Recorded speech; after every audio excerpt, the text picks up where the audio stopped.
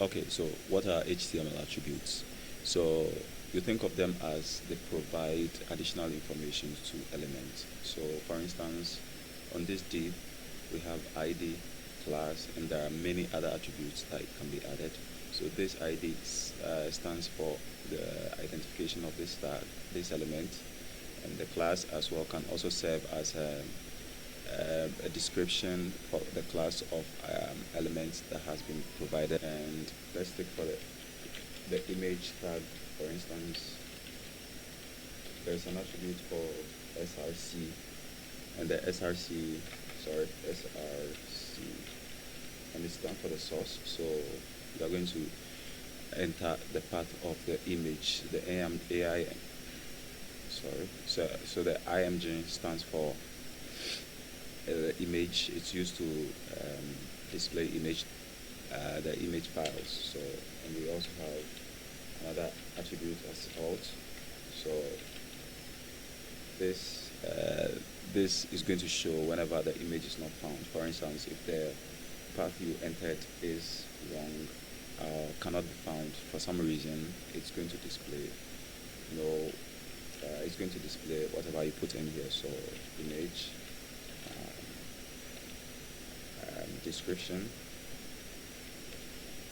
It's usually short and concise. And then let's take, for instance, just the path as image.png. Yeah. So this is it. Okay. We did close our tab. Okay.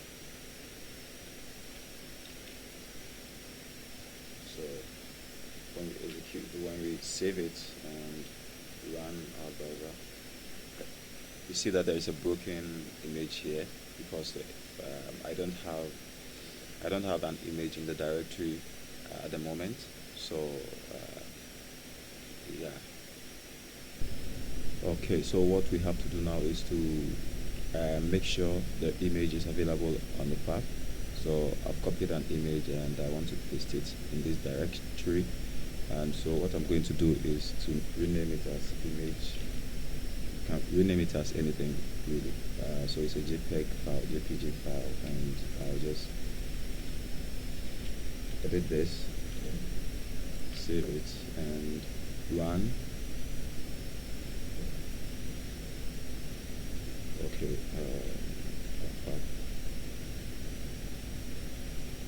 cut.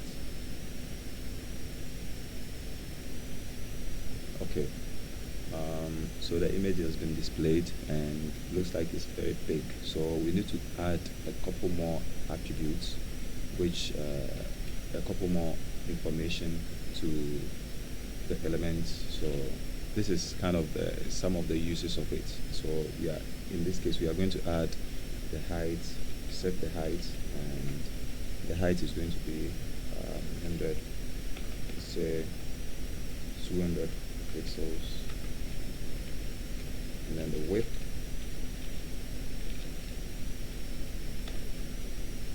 also has 200 pixels. Save and then refresh the page.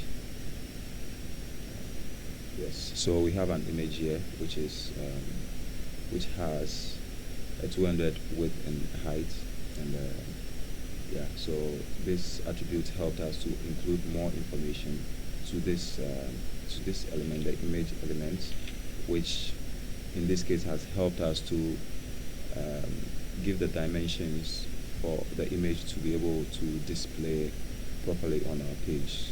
Else if this information were not added, it's going to be bigger. The image is going to display bigger than the screen size, or going to display automatically what size it has been assigned to.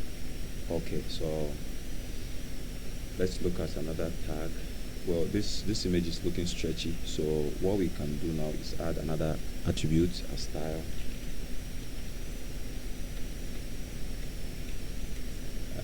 This might not be the best way to do it when you're like building a large project or a real world project, or a project with multiple files and stuff. So Yeah, so but in this case, for tutorial purposes or for learning purposes, you have to know that there's an attribute, a style that you can include onto elements that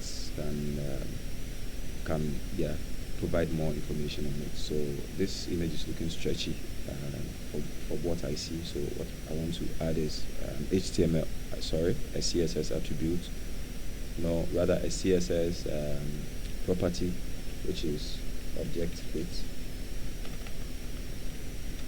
object fit, and I'm sorry, this should be quotes, object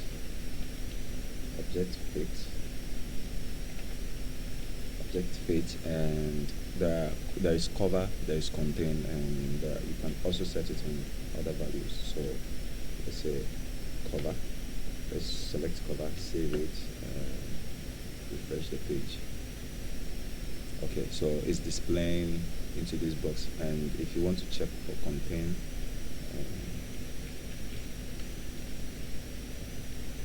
this is how it's going to look like. Refresh. So it's going to contain, it's going to use the dimensions to display. It's not going to follow, it's not going to adhere to the 200 width and height. It's going to take the width and then assign its automatic height. Yeah, so that's kind of something you can learn about.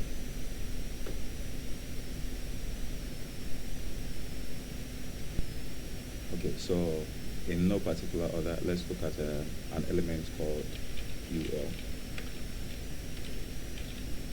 So UL is used to display a group of a group of items that are related. So the UL is simply for list. It allows the developers, HTML developers, to display list or group items that are related. So we have UL, which stands for unordered list. Then the LI, which is a child of UL. That simply list, stands for list. So let's say, for instance, we have items. We have a list of items we want to buy. So we include the first item as maybe banana. I'll just copy this line and paste it here a couple more times, and then say here phone, and a book, probably a microphone. Yeah, so these are list of items that I want to go and purchase. So it has been included in this list, and if the page is reloaded, define banana, phone, book, and microphone. Okay, so let's look at other list. So this is unadded list, and we're simply going to change the U for O, and this is ordered list. OL stands for ordered list. And when we save this and refresh the page, you see that it has PS 1, 2, 3 in numbers, and so this is kind of what the list is like. And when we go to the Web3 page on list items, we also have examples like this, the data list. So it says here a description. HTML also supports description list. A description